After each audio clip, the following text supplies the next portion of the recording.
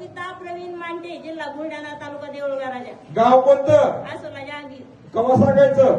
माझा अनुभव असा आहे की बर माझे माझे जे पतिदेव आहे ते दारूच्या व्यसनात एवढे हे झाले होते की ते दारू सुटतच नव्हती, कुठं गेले तरी पण. असं का? बर मग आणि इथं मलकापूरला 4 वाऱ्या त्यांनी पूर्ण केल्या. आता दारूचं व्यसन अजिबात नाही केलं. हाय काही आला का?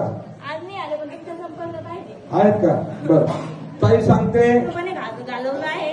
बर. आता मी माझी तब्येत पूर्णपणे चांगली करण्याचा मी प्रयत्न करणार आहे. बरं मग ताई सांगते माझा नवरा एवढी दारू पित होता की माझी तब्येत सुद्धा ढासळून गेली. गाव कोणता? आसोला जहागीर.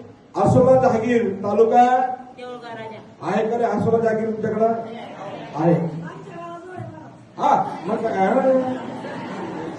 तर माझा नवरा इतका दारू पित, ताई सांगते माझा नवरा इतका दारू पित होता की दारूचं प्रमाणच राहिलं नव्हतं. परंतु इथं आले, आशीर्वाद घेतला. आता 4 महिने झालं माझा नवरा कसलाही दारू पित नाही. आता तुमच्या प्रत्येक कार्यक्रम आता नाही पित.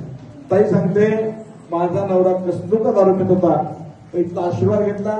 आता कसलेही दारू पित नाही. हा त्याचा अनुभव आहे. मोठ्या आवाजामध्ये टाळ्याच्या गजरामध्ये